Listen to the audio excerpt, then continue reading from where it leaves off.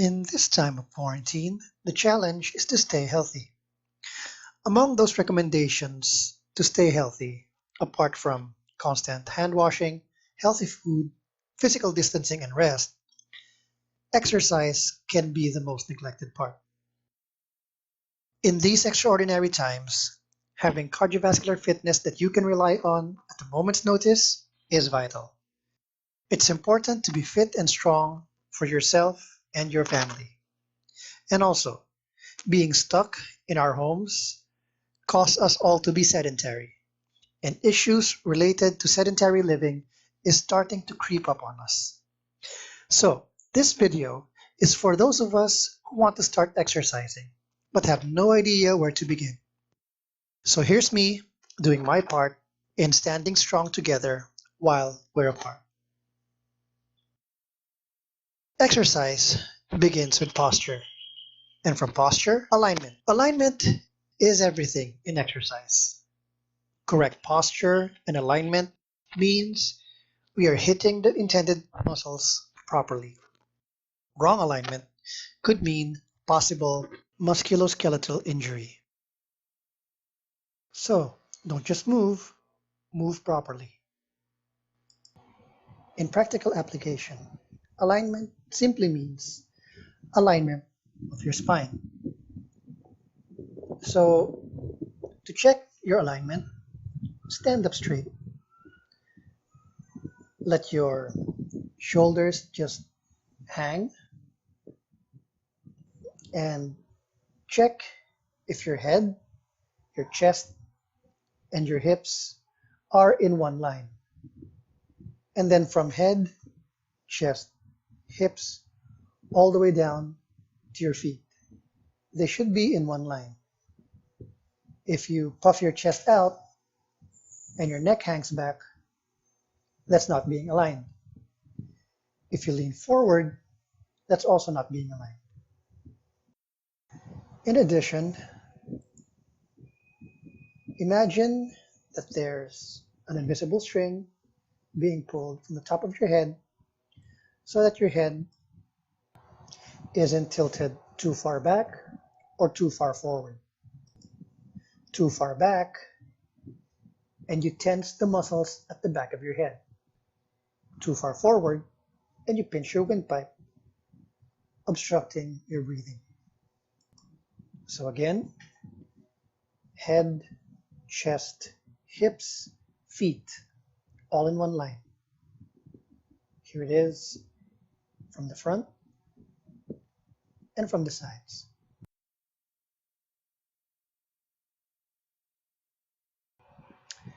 Taking that lesson in alignment, let's move on to our first exercise, which is plank.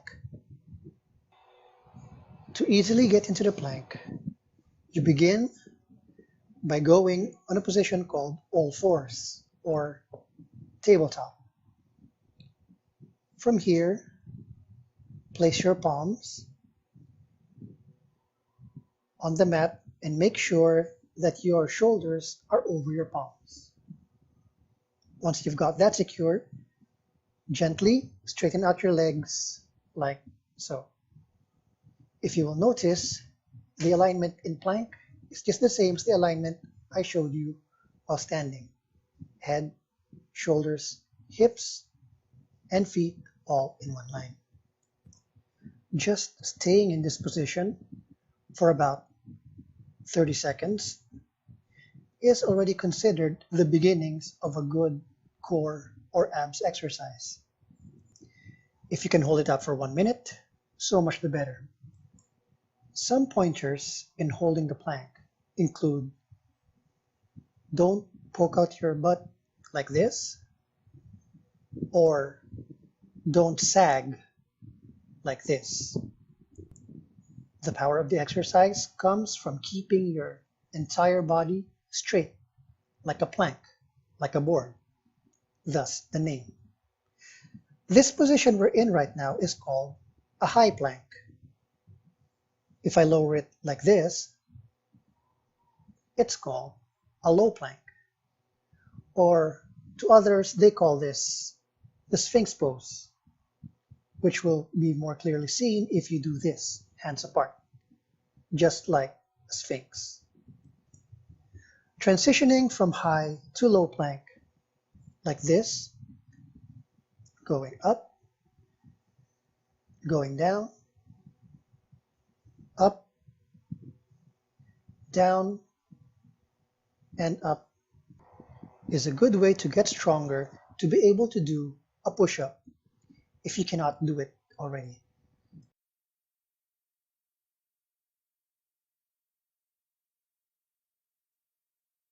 The push-up. No exercise montage is ever complete without showing a variation of the push-up, from the regular to jumping to one-handed push-ups. Everybody knows what a push-up is, but not everybody does a push-up right. So here are some pointers. Begin in a high plank position. So remember, head, shoulders, or chest, hips, and feet all in one line. In addition, all fingers should be facing forward and elbows pointed backward. When you do the push-up, you're supposed to keep this entire plank alignment all throughout. As you lower yourself down, brush your arms against your ribs, and then you push up again in high plank position. So you go low and up and low and up, maintaining the straightness of your back. Make sure to imagine that you are shooting energy out through your heels to maintain the alignment of your legs with your body throughout this entire push-up. To get the full benefits of the push-up, make sure you go all the way down and all the way up.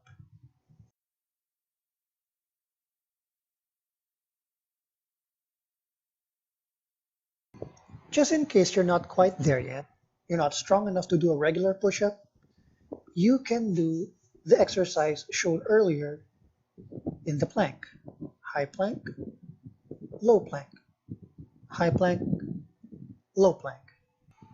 And then you can progress to an easier version of the push-up, simply called a modified push-up, in which instead of your toes, you use your knees as the fulcrum for the push-up. But even while you're on your knees, don't forget to align your hips, your chest, and your head. Still maintain your proper alignment.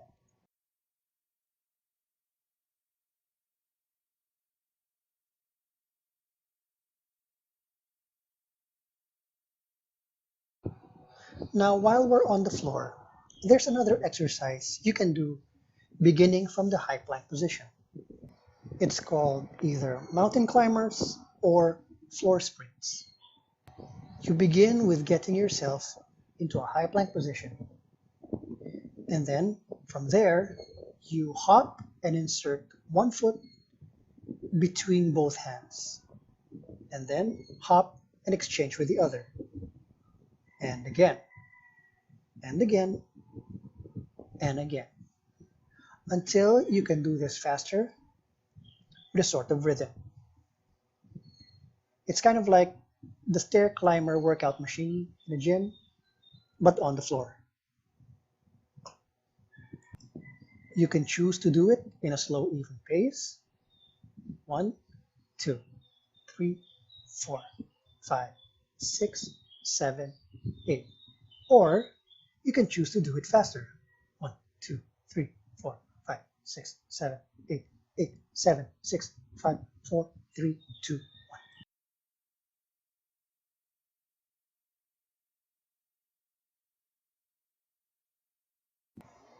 This next exercise is done standing up.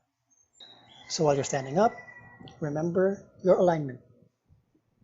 Heels, hips, chest, and head, one straight line. Relax your shoulders. Don't be stiff. This exercise is called the squat. What you will do is begin with a proper standing posture and then open your legs either shoulder width apart or double shoulder width apart. The first one, the regular squat, is just from a shoulder width apart position. And from here, we gently sit down until we get our butt as low as our knees to form a parallel line from our thighs to the ground. And then you stand up. You sit and you stand. You sit or you squat and you stand. While you're doing this, remember to keep your back straight, even though it might not be totally upright. As you are bending from your hips, the alignment we're concerned about is hips, chest, and head. And you sit and you stand with your upper body in a straight line. Do what you want with your hands. You can end it in prayer position. You can put your fist in your hand, or you can keep them crossed over your chest, or pump them up and down in rhythm to your squatting. Don't curve your back. Keep your chest up and exposed like a superhero. Show your S, your bat, or your star, or whatever superhero you imagine yourself to be. Just show the insignia in your chest. Be a hero. As a variation, you can do what's called the sumo squat, which means you open your legs further apart, and this time point your knees outwards. And instead of pumping your arms, you let it hang in front like this. Relax your shoulders, extend your fingers, and point them to the ground. And as you squat lower, you aim to touch the ground with the tips of your fingers. And up, and down, and up. Remember to be a hero. Show your chest as you do this, and keep your back straight, and down, and up. Pointing and touching to the ground is a way of keeping yourself honest that you're doing a full squat every time.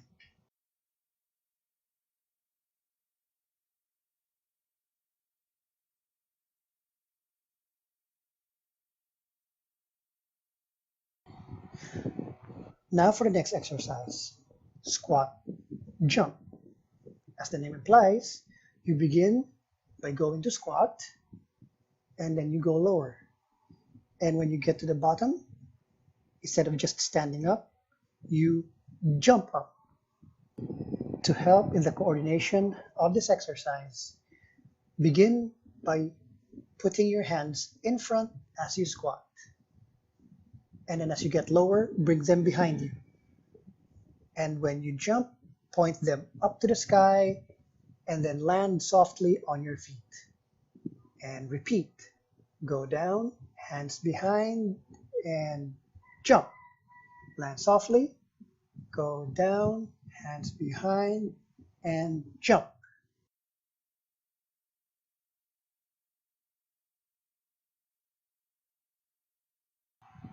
Leveling up from the squat jump is another exercise called the tuck jump. Here, you prepare for the tuck jump by placing your palms face down at about stomach level. You place them there and you extend them a bit forward, placing your elbows by your sides and hands faced forward. Keeping your hands steady in that position, you lower yourself down to squat position and you jump up high, but instead of just letting your feet relax in midair, you drive your knees to the level of your hands, slapping your knees while you jump. Like this. Hands in front, palms down, go to squat, slow, slow, slow, and jump and slap. Down, low, low, low, low, jump and slap. Low, low, low, low, jump and slap. Remember to maintain the level of your palms all throughout this jump. As the name implies, you want to tuck your knees in while you're jumping.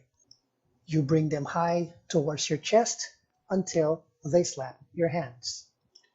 Don't cheat by flapping and slapping your hands down to meet your knees and keeping your knees in a low jump like this.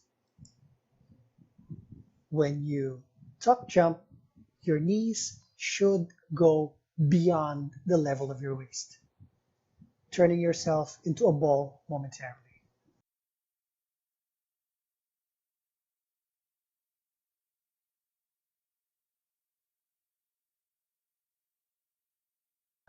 While the push-up may be the most recognizable exercise, this is considered by many fitness trainers to be the king of all bodyweight exercises. Enter the burpee. When in doubt, burpee. When you think you've forgotten a body part to exercise, burpee. It is a guaranteed whole body workout. And this is where everything we've been doing comes together. But let's just begin with the basics. From your proper standing position, bend your knees down to crouch, and then touch the floor with your hands and go to plank. Go back to crouch and stand up. Again, bend your knees to crouch, touch the floor with your hands, go to plank, go back to crouch, and stand up. One more time, bend your knees to crouch, touch the floor with your hands, go to plank, go back to crouch, and stand up. That was a level 0 burpee. Now let's get to level 1, a proper burpee. Bend your knees to crouch, touch the floor with your hands, and thrust out to plank. Jump back to crouch, and jump up. Faster. Bend your knees to crouch, touch the floor, thrust out to plank, go back to crouch, jump up. Bend your knees to crouch, touch the floor with your hands, thrust out to plank, back to crouch, jump up. Take a breath. 1, 2, 3. Really good. Feeling stronger? Let's level up one more time. Are you feeling stronger? Good. Now, bend your knees to crouch, touch the floor, thrust to plank, add a push-up, jump to crouch, jump up and tuck jump, down, thrust, push-up, crouch, tuck jump. One more time, down, thrust, push-up, crouch, tuck jump. Okay, take a breath.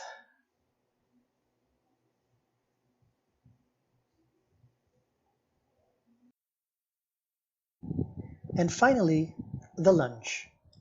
It only comes out last in this series because it requires a little more instruction than the other exercises we have shown so far.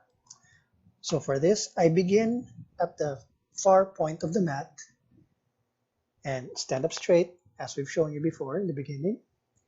And all you need to do is step forward and step back. Step forward and step back. Now this isn't the lunge yet, but I would just want to show you that as you step forward and you step back, each of your feet maintain their own line. I step forward with my left and my right, and then I go back, step forward with my right, and then I go back. As you see, as I repeat these movements, you will not see my left foot cover my right foot. Both of my feet are shown at all times. This is what we will remember when we do the lunge. Now, to make it a proper lunge, I have to step further in front like this, until the front leg has to accommodate by bending at the knee like this. Step back, lunge forward, step back, lunge forward, step back. As an important pointer, I'll show you this sideways. Step forward and stop. Aside from each of your feet maintaining its own line, the leg in front should land in such a way that the knee is over the heel, like this. Knee over the heel, and step back. Step forward and land, knee over the heel. Make sure while you are doing this, alternating your left and your right, that the upper body is still aligned. Head, chest, hips in one line. As you step forward, step back. As you step forward, make sure you don't stomp your feet. This is to protect your knees from the weight that you're going to be giving to it when you do this. Now, if you feel that no matter how careful you are, that the lunge is giving injury or affecting your knees, you can do this the other way. Start from the front and step back. Step forward and step back. By doing this in reverse, you avoid impact on the front knee.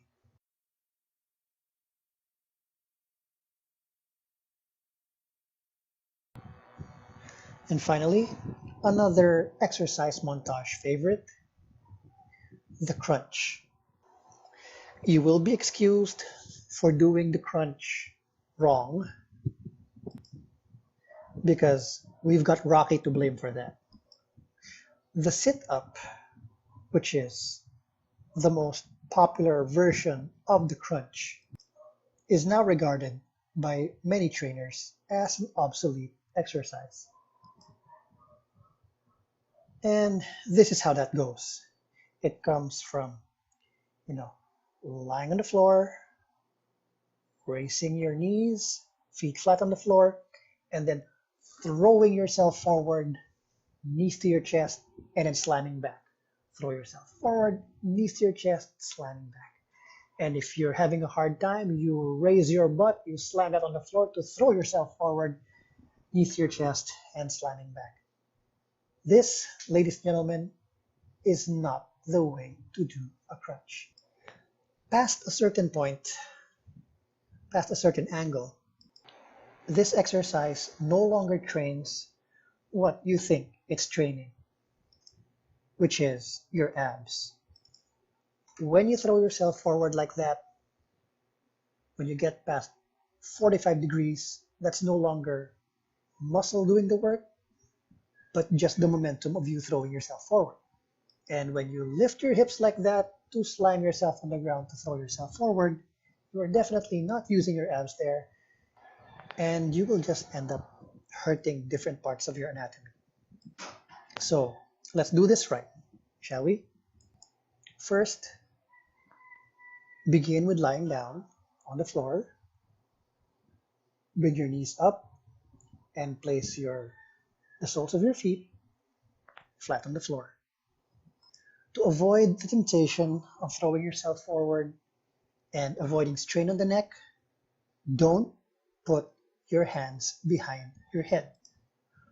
Among the chosen places to place your hands is cross-armed over your chest, or just make them lie down on your sides, palm up. Do not tuck your chin to your chest. Instead, maintain a 1 fist distance between your chin and your chest, and keep that all throughout the movement, with your hands out of the way and not pushing the back of your head. Engage your abs. which is to say, pinch them hard as if you're pushing your pee. And then from your stomach, pull the upper body upwards. By just using your abs to do the pulling, you will not get past 45 degrees. And that's okay. After you get there, gently lower yourself down to the floor. That was one crunch motion. If you place your thumb and forefinger over your abs while you crunch, you will see your fingers open and close to the movement. That's the only part of your body that should be initiating the movement to this exercise. If you want to add a little more difficulty to this exercise, you crunch and you hold it for about 1, 2, 3 counts, go down slow, and up, 1, 2, 3 counts, go down slow, up, 1, 2, 3, maintain the fist width apart, 4, and down, go down slow.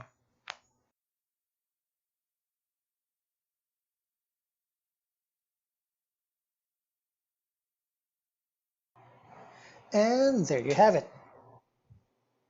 The fundamental exercises in most bodyweight workouts. Things you can do if you have no equipment in the house. And so without having to buy anything, you can still do your workout while you're home in quarantine. I hope this will be helpful to keep yourself healthy, safe, and active and fit throughout this entire lockdown and after. I hope this has been helpful, and if time permits, I'll make another video which will put these exercises together in a simple workout that you can follow. But for now, mix and match and try to perform these correctly so that you can keep yourself healthy and strong without injury. So this is Keith Ronquillo signing off. Stay strong and stay healthy.